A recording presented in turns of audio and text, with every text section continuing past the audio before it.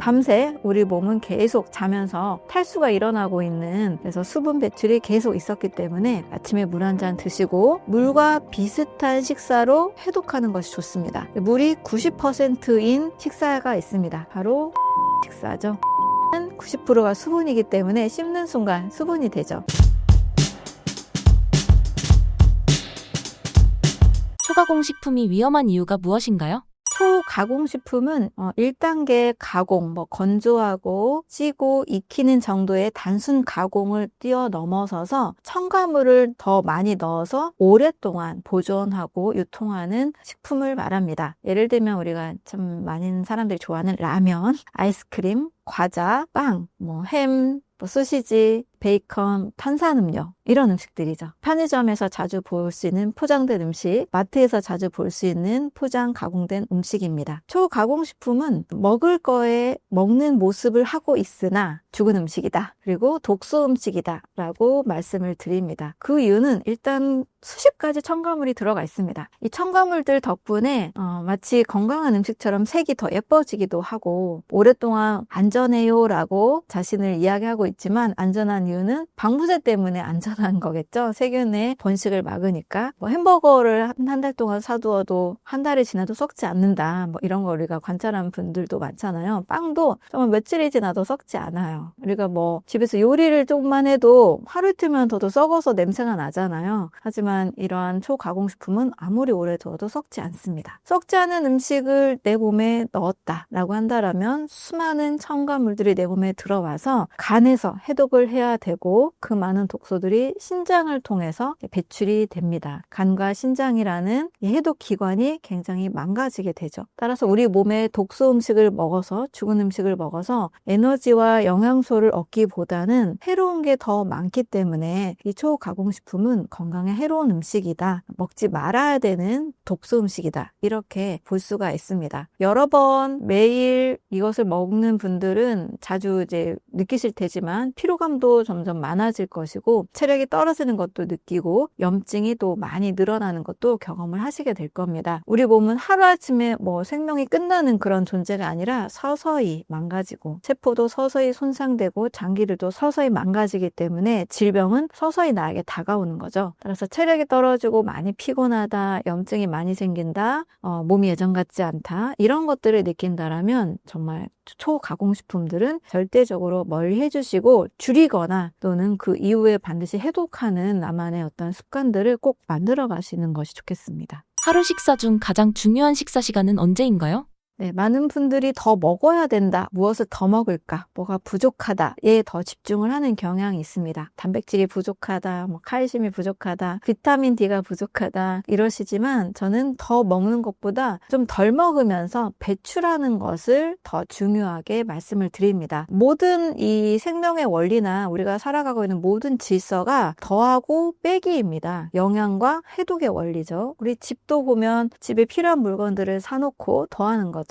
또 집에서 쓰레기를 잘 버려야 집이 잘 돌아가죠. 어디나 마찬가지입니다. 하수구도 빼지는 건데 막히면 이제 문제가 생기죠. 그래서 우리 몸에도 영양 흡수하는 것만큼 중요한 것은 잘 배출하는 해독의 시간입니다. 자, 해독의 시간은 제가 새벽 4시부터 오전 12시 해독의 시간이라고 말씀을 드리는데요. 아침 시간, 오전 시간이 되는 거죠. 저는 이때 정말 잘 해독을 잘 해야 그 다음 시간, 점심과 저녁에 흡수가 더 잘 되고, 흡수가 잘 돼서 밤에 동화작용, 세포 합성, 머리카락 합성, 뭐가 합성되는 그 시간, 이런 것들이 잘 일어날 수 있다고 봅니다. 굳이 가장 중요한 시간을 꼽는다면 아침 시간, 오전 시간입니다. 이때 충분히 해독하는 라이프 스타일을 만드는 것, 해독에 좋은 식습관을 갖는 것, 해독에 좋은 음식을 먹는 것, 이것이 굉장히 중요한 시간이라고 보고 있습니다. 그래서 이 아침 시간에는 해독의 시간이기 때문에 무엇보다 소화에 힘든 음식을 절대 먹으면 좋지 않습니다. 많은 사람들이 사실 아침은 임금님처럼 화려하게, 저녁은 가볍게, 요거에 많이 기울어져 있는 것이 사실인 것 같아요. 그런데 잘 생각해보면 그게 잘 안 되잖아요. 아침에 일단 입맛이 별로 없습니다. 대부분 화려하게 임금님처럼 배부르게 먹기에 시간도 없고 입맛도 없습니다. 이 신체 구조상 화려하게 먹는 시간대가 아닌 거예요. 아침에 일어나면 하면 입맛도 텁텁하고 화장실 먼저 딱 가잖아요. 또 대변 소변을 딱 봐야 몸도 가볍고 좋습니다. 근데 이 대소변 해결이 안 되면 뭔가 무겁고 묵직하고 뭔가 별로 기분도 안 좋잖아요. 이 대소변을 잘 해결하는 해독의 시간을 아침으로 보내는 것이 좋습니다. 흡수는 점심과 저녁에 하시면 돼요. 그렇다고 저녁에 과식하라는 건 아니고요. 저녁은 물론 가볍게 먹는 것이 좋습니다만 아침은 임금처럼 화려하게가 아니고 해독에 좋은 식사를 하세요입니다. 뭐가 해독에 좋을까? 가장 중요한 건 물이잖아요. 그래서 물 아침에 한 잔 드시는 습관. 밤새 우리 몸은 계속 자면서 탈수가 일어나고 있는 계속 소변으로 모아지고 있잖아요. 그래서 수분 배출이 계속 있었기 때문에 아침에 물 한 잔 드시고 물과 비슷한 식사로 해독하는 것이 좋습니다. 물이 90%인 식사가 있습니다. 바로 과일 식사죠. 과일은 90%가 수분이기 때문에 씹는 순간 수분이 되죠. 나머지는 약간의 식이섬유가 이제 위를 지나서 이제 장으로 넘어가면서 장의 운동을 도와주고 장의 배변에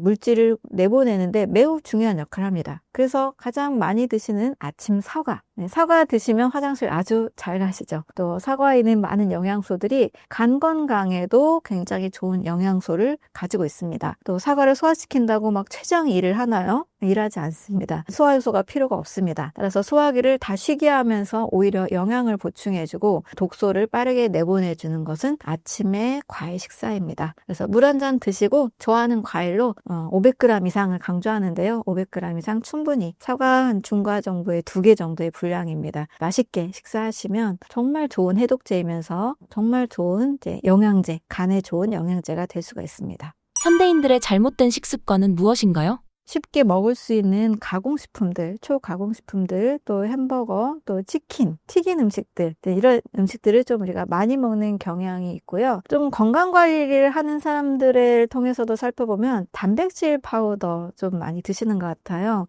정말 아름다운 몸매를, 근육 있는 몸을 만들기 위해서 헬스 트레이너 분들도 많이 드시고 몸을 좀 만들겠다 하시는 분들이 많이 드시기도 하는데요. 직업이 이제 그런 분들은 억지로 더 근육을 좀 만들어야 되니까 늘 드실 수밖에 없다고 하시더라고요. 그런데 그에 따른 부작용으로 통풍을 그냥 다 옵션으로 가지고 있다. 통풍이 걸리는 건 어쩔 수 없다라고 인식을 하고 계시는 것을 알고 굉장히 저는 좀 많이 안타깝긴 했습니다. 그렇다면 건강이 무엇을 의미할까? 우리가 건강을 위해서 운동하고 나의 몸을 잘 지탱하기 위해서 근육이 중요하니까 그지 근육을 키운 건데 너무 인위적으로 키워서 통풍이라는 질병을 얻는다. 요즘 20, 30대 분들이 또 신장이 많이 약해지고 있다고 해요. 단백질 파우더 때문에. 이런 현상들은 본질을 이 뭔지를 좀 잊어버린 것 같아요. 우리 몸에 적합한 근육이지 과잉으로 만드는 이런 근육은 내가 뭐 직업이 그런 분들까지는 좀 조심하세요라고만 말씀을 드릴 수밖에 없겠지만 일반인들에게 건강이 목표인지 그냥 아름다운 근육만 만드는 게 목표인지 한번 좀 생각해 보시면 참 좋겠습니다. 사람의 몸은 무럭무럭 성장하는 갓난아기의 모유의 비율도 단백질이 불과 10%밖에 되지 않습니다. 그런데 우리는 갓난아기보다는 이미 다 컸잖아요.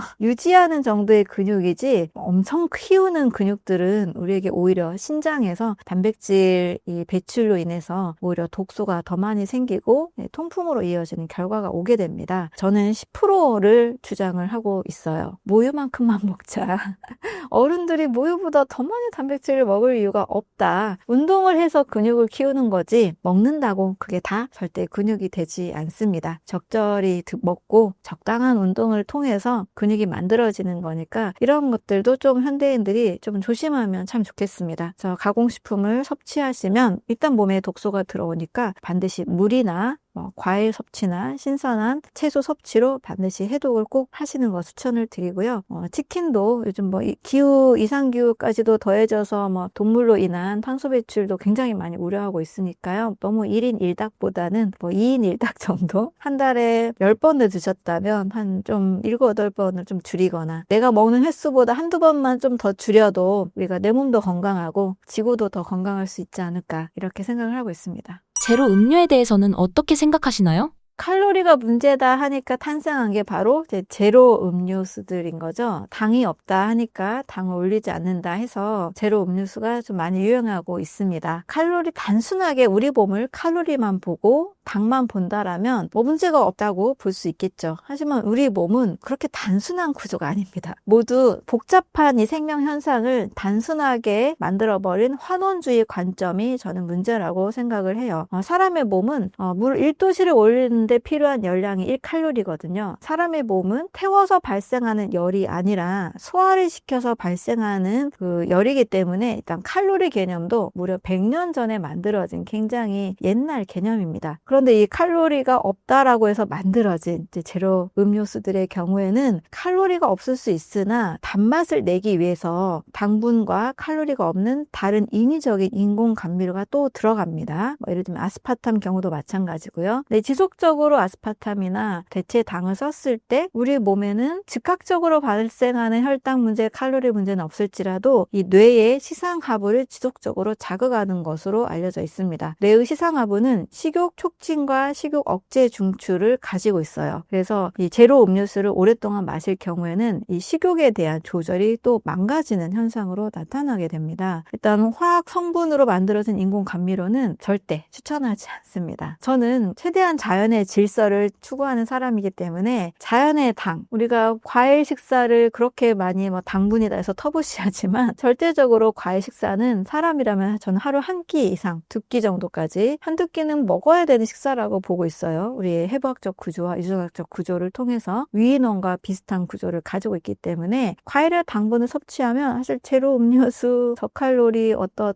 음식들 당 떨어졌어 하면서 당분 섭취하는 이런 모습들이 사실 사라집니다. 제가 분명히 이제 경험을 한 거고요. 저도 20대 때 빵을 너무 좋아하고 단 음료수도 좋아하고 치킨도 좋아했던 사람이었기 때문에 과일로 이걸 바꾸고 고소한 맛은 견과류 정도 모두 다 열매 형태잖아요. 사람들이 열매를 먹지 않으면서 식사가 불균형이 오게 되고 다양한 이 화학 음식들이 이제 우리 몸과 입맛을 망가뜨렸다라고 저는 생각을 합니다. 과일 식사를 대체하면 인공 감미료, 저칼로리, 혈당 없는, 안 올리는 이런 것들은 사실 의미가 없습니다. 그래서 일단은 합성, 가공, 공장에서 만들어진 것들은 최소화하시고 자연의 음식들로 바꾸신다라면 훨씬 우리는 더 건강하고 아프지 않을 수가 있습니다. 신사임당 구독자분들께 한 말씀 해주신다면요? 제가 늘 강의하면서 또 이 블루존을 또 번역하면서 또 한 번 느끼게 된 사실은 사람은 무병장수할 수 있구나라는 사실입니다. 먼저 저는 희망을 꼭 가지시고 내가 무병장수해야 되겠다. 병 없이 내게 주어진 생을 살아야 되겠다라는 이 의지가 먼저 생겼으면 좋겠습니다.